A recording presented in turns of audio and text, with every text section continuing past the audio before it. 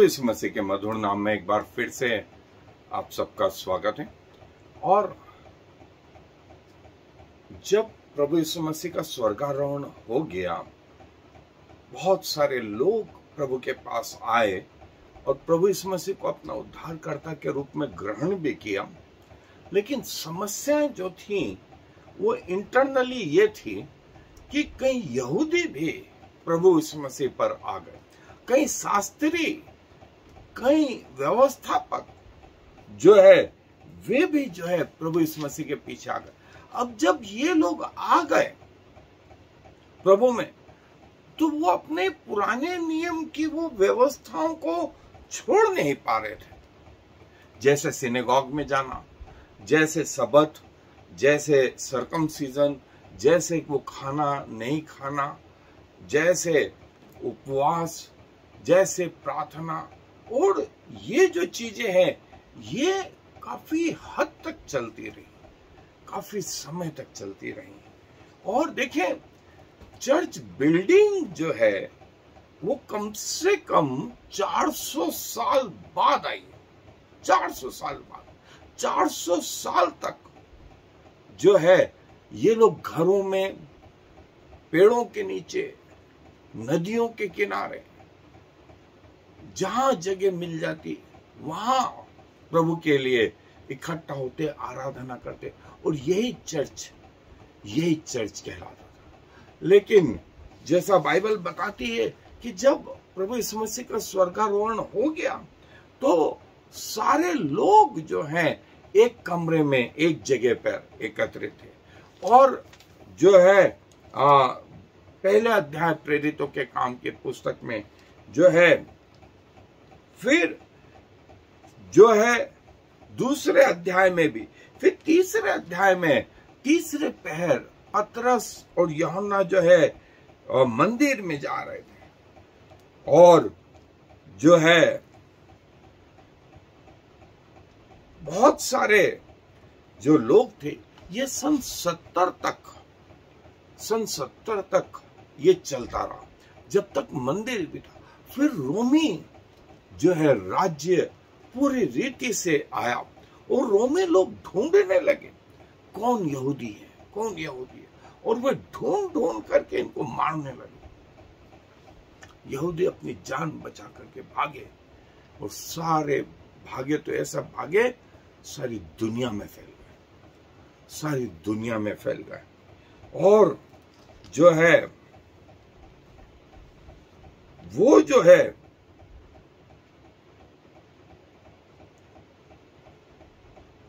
करीब 2000 साल के बाद में जो है सन 1948 12 से 14 मई के बीच में परमेश्वर ने एक राष्ट्र के रूप में इनको फिर से इस्टेब्लिश किया, जिसे आज हम इजराइल के नाम से जानते हैं। लेकिन इतिहास ऐसा बताता है, कलीसिया का इतिहास जो है ऐसा बताता है। और जैसा जो हमने देखा कि बहुत सारा जो 70 के बाद से फिर 300 साल तक अब यहूदी यरूशलेम में है ही नहीं, लेकिन दुनिया के हर क्षेत्र में ये लोग बिखर गए, हर क्षेत्र में बिखर गए। और जो है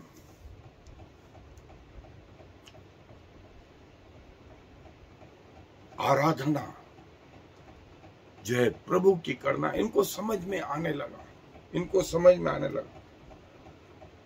और मैं एक हिस्सा जो है पढ़ रहा हूं, प्रेरितों के काम की पुस्तक, उसका छठा अध्याय और उसकी 7वीं आयत, छठा अध्याय और उसकी 7वीं आयत में लिखा है, परमेश्वर का वचन फैलता गया। ध्यान दें, लिखा है परमेश्वर का वचन फैलता गया और यरूशलेम में चेलों की गिनती बहुत बढ़ती गई, और याजकों का एक बड़ा समाज, फिर से ध्यान, याजकों का एक बड़ा समाज इस मत को मानने वाला हो गया। बहुत सारे पढ़े लिखे लोग, ओहदे वाले लोग, पैसे वाले लोग इस जब नए जीवन को महसूस करने लगे, चेंज शुरू हो गया। और जो है फिर जैसा मैंने कहा कि ये अगले 300 साल तक घरों में जहां इनको जगह मिलती इकट्ठे हो जाते। और ये एक्लेसिया 400 साल के बाद में फिर बिल्डिंगों का बनाना आरंभ हुआ। और फिर हम धीरे से देखते हैं, एक छोटा सा इतिहास है इस बिल्डिंगों का और इन लोगों का। जैसा मैंने बताया कि याजकों का एक बड़ा समाज इस मत में आ गया। लेकिन क्या हुआ, वे आ तो गए, लेकिन वो अपनी पुरानी परंपराओं को छोड़ नहीं पा रहे थे। ये उनके लिए बड़ा कठिन हो रहा था, कैसे एडजस्ट करें। और परमेश्वर ने उनकी सहायता मदद करी। सो कैसे परिवर्तन आया, हम इसे बाइबल के अनुसार देखेंगे। सो आए मेरे साथ बाइबल अध्ययन पे चलें। सो दोस्तों, ये वो समाज था जो सिनेगॉग, जो यहूदियों का जो है धर्म स्थल था। मंदिर के अलावा वे उन सिनेगॉगों में जो है प्रतिदिन जो है शिक्षा देते और प्रति सब्त के दिन पूरा गांव, पूरा शहर जो है वहां इकट्ठा होता और प्रभु का वचन सीखता। ये प्रोसीजर थी। अब जब ये लोग आ गए प्रभु में, तो आरंभ में कोई तकलीफ नहीं हुई, आरंभ में कोई तकलीफ नहीं हुई। और जो एक्लेसिया शब्द आया, जैसा एक्लेसिया एंड सिनेगोग, सिनेगोगा लैटिन शब्द से, सिनेगॉग जो है चर्च या यहूदी सिनेगॉग, जो यहूदी लोग आ गए थे, जो याजक लोग आ गए थे, वे जो है प्रभु के वचन के लिए जो है आपसी संगति कर तो रहे थे, लेकिन कठिन ये हो रहा था कि कैसे पेड़ों के नीचे बैठे, कैसे नदियों के किनारे, कैसे पहाड़ों के ऊपर, जहां दो जन मिल जाए वो घरों में। ये सारी चीजें आरंभिक कलीसिया में एक बड़ी समस्या हो तो रही थी। और ये दोनों फिगर जो है वे स्त्रीलिंग से संबंधित, चर्च भी और सिनेगॉग भी। और हमें मालूम है कि प्रभु ने कहा कि जब वो आएंगे तो चर्च जो दुल्हन का रूप है, वो दूल्हे के साथ एक आत्मा होगी। और जो है एक्लेसिया के लिए ये सब। और फिर जो है जो याजक लोग आए, इनके लिए दूसरी तकलीफ ये भी हो रही थी कि जो सेक्रीफाइसेस, जो बलिदान चढ़ाए जाते थे, उनका क्या करें। जैसा सर्कमसिजन या जो है वो खतना, उसका क्या करें, नामकरण का क्या करें, प्रभु भोज का क्या करें, बपतिस्मे का क्या करें। बहुत सारी चीजें जो है हट रही थी और बहुत सारी चीजें न्यू एड हो रही थी। सो दोस्तों, सिनेगॉग को लेकर के भी जो है एक समस्या जो है। और प्रभु जो है प्रभु यीशु मसीह जो है इस सिनेगॉग या इस चर्च का केंद्र बिंदु था। और वो केंद्र बिंदु आज तक है, चाहे बिल्डिंगें हो या ना हो। और जैसा मैंने कहा कि 400 साल बाद बिल्डिंगें आई। 400 साल पहले 70 तक, जब तक रोमी शासन ने राज्य नहीं करा तब तक वो मंदिर में और आसपास यरूशलेम के जो है केंद्रित रहे। तो जो प्रतिज्ञा प्रभु ने कही थी, यरूशलेम, यहूदिया, सामरिया और पृथ्वी के छोर तक, वो जो है धीरे धीरे धीरे धीरे करके फलवंत होती रही। और सिनेगॉग के जो बातें हैं वो 14वीं शताब्दी तक 13वीं और 14वीं शताब्दी तक ये जो मिलते रहे। आज भी कई लोग कफरनहूम में या इज़राइल में उस जगह जहां प्रभु पले बड़े गलील के कई सिनेगॉगों को देखने जाते हैं कि वो कैसे थे और स्वयं प्रभु यीशु मसीह उन सिनेगॉगों में जाते और जब नई कलीसिया आ गई तो वो एक्लेसिया के नाम से अब सिनेगॉग और मंदिर जो है, अब मंदिर में महापवित्र स्थान में जो पर्दा था वो पर्दा भी फट गया और वो परमेश्वर ने फाड़ा।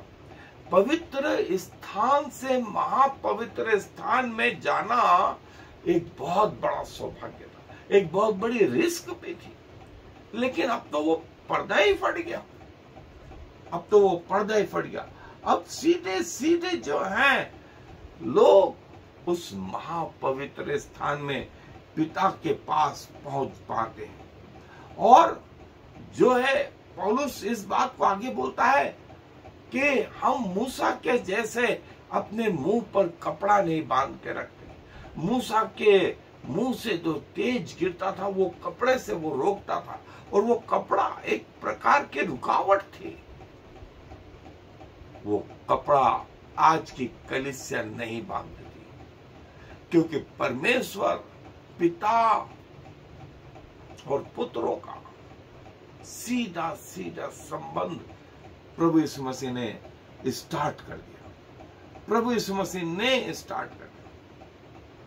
और जैसे उस समय लोगों के हृदय पर वो कपड़ा जो है पड़ा रहता था, वे उसको इतना अच्छे से नहीं समझ पाते थे परमेश्वर के वचन को, लेकिन आज वो कपड़ा जब परमेश्वर स्वयं ने हटा दिया तो लोग सीधे सीधे परमेश्वर से बातें करने लगे, परमेश्वर उन्हें समझाने लगा और परमेश्वर उनके अंदर पवित्र आत्मा के रूप में रहने लगा। और वो स्थिति जो आरंभ हुई वो दोस्तों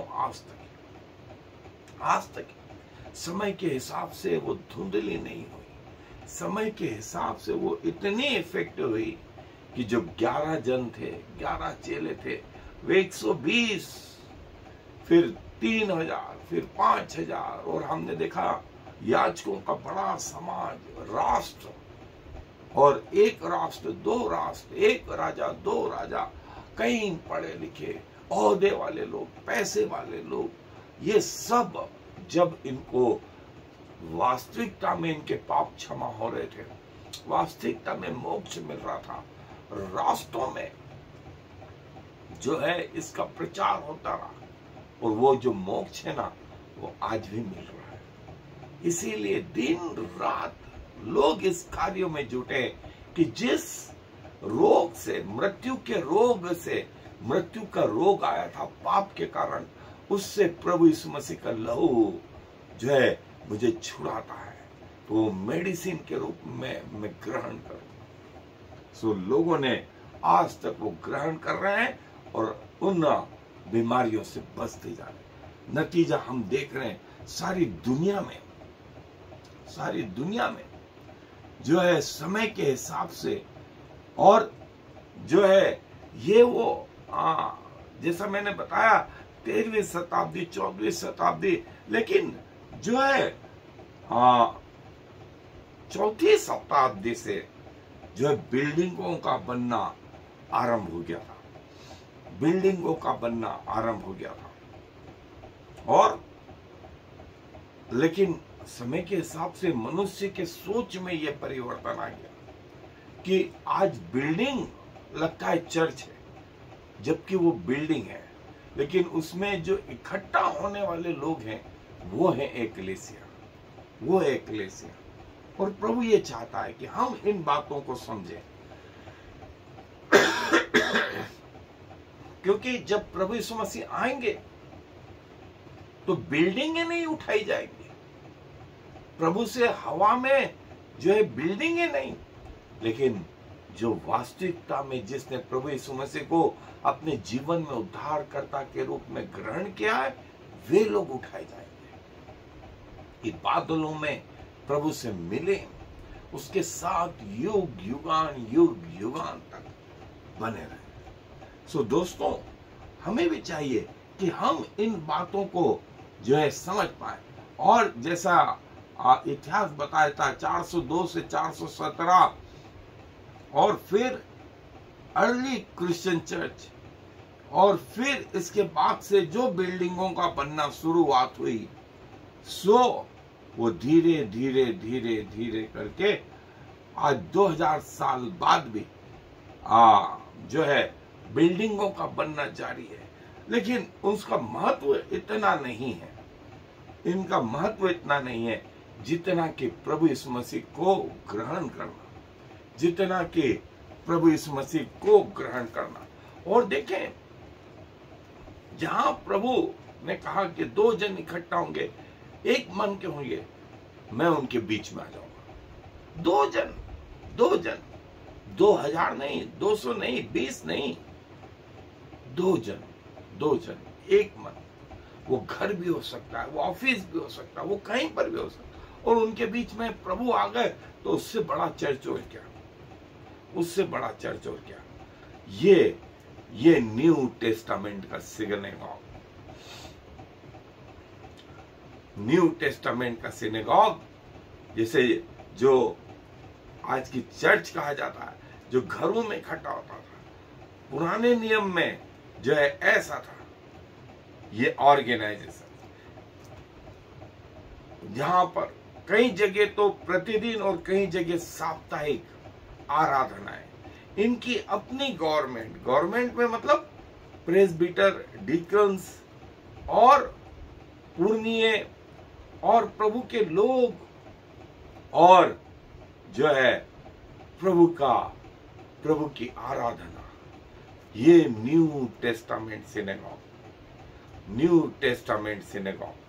और देखें, पुराने नियम के जो है मूसा के तंबू से जो है ऐसा बिल्डिंगों का निर्माण किया गया। महापवित्र स्थान चर्चेस में, फिर कॉलम्स, और फिर बहुत सारी चीजें जो है कोशिश करी। और ये जो हिस्सा आरंभ हुआ 350 से 749 तक, सन 350 से 749 तक ये कोशिश थी कि प्रभु में इकट्ठा हो, और जो लोग यहूदी समाज से प्रभु के पास आए, वे धीरे धीरे इन बातों को समझने पाए कि प्रभु उनके साथ भी है, प्रभु का आत्मा उनमें भी आया, प्रभु ने उन्हें भी अपना बेटा बेटी बनाया, और वे प्रभु से बात कर सकते हैं। जो बात इतनी कठिन थी, वो प्रभु ने उनके लिए भी इतनी सरल कर दी। समझ में आ गया, धीरे करके जो है वो सिनेगॉग जो है ये बताने लगे कि ये पुराना नियम और ये नया नियम। और रोमियो की पत्री जो है मिकवाह, स्पिरिचुअल प्योरिटी, बपतिस्मे के द्वारा डुबोया जाना और पुनरुत्थान के द्वारा जी उठना। बाहर निकले तो जी उठे। और देखें, टेम्पल जो था एक सेक्रीफाइस, बलिदान का स्थान, जहां पर जो है प्रार्थनाएं, बाइबल अध्ययन और जो है जो था सिनेगॉग, वो यहूदी लोगों के लिए इतना बड़ा एक हिस्सा था। जो प्रभु यीशु मसीह के समय में जो भवन होते थे वो इस रीति से होते थे, और इन भवनों में लोग इकट्ठा होते थे। इन भवनों में, ये भवन आज भी पाए जाते हैं, ये भवन आज भी पाए जाते हैं। और सिनेगॉग, जैसा हमने देखा कि सिनेगॉग मतलब असेंबली, असेंबली वो जगह जहां पर प्रभु का वचन सीखा जाता, वो जहां पर प्रभु के समीप उसकी आराधना की जाती। और जो है इनका मुंह यरूशलेम की ओर होता, और जो रूढ़िवादी थे वो इसको बहुत महत्व देते थे। ये यरूशलेम के मंदिर की जो है याद या स्मरण दिलाता रहता, इस रीति से ये अरेंजमेंट होता था। और जब प्रभु आए, प्रभु ने कलीसिया, जिसे मैं लेने आऊंगा, जिसे मैं लेने आऊंगा। सो दोस्तों, ये परिवर्तन कलीसिया में, चर्चेस में आया, और इतिहास इसके बारे में ये बताता। सो प्रभु अपने वचनों पर आशीष दे। आए दुआ में अपने सरों को झुकाएंगे। प्रभु जी, धन्यवाद देते हैं कि प्रभु आप वो मंदिर छोड़ करके, आप वो तंबू छोड़ करके आपने हमारे शरीर को अपना मंदिर बना लिया, और आज इसमें आप विराजमान हो गए हैं। आपका आत्मा आपने हर उस व्यक्ति को दिया जिसने आपको अपना उद्धारकर्ता ग्रहण करा। हम क्या कहें प्रभु, इस सिनेगॉग के लिए, इस मंदिर के लिए, इस चर्च के लिए आपका हृदय से धन्यवाद देते हैं। और प्रभु आपके द्वितीय आगमन तक आपके प्रति विश्वास योग्य बने रहें, आप में बने रहें प्रभु। धन्यवाद प्रभु, जो आप कान देते हैं तो खुद भी सुनते हैं, जो आंख देते तो खुद भी देखते हैं, जो हृदय देते हैं खुद भी समझते हैं। सारा आदर, महिमा, इज्जत आपको देते हुए इस विनती को प्रभु यीशु मसीह के नाम से मांग लेते हैं। आमीन और फिर आमीन। Shema Yisrael Yahweh Eloheinu Yahweh Echad. Hear, O Israel, the Lord is our God, the Lord alone.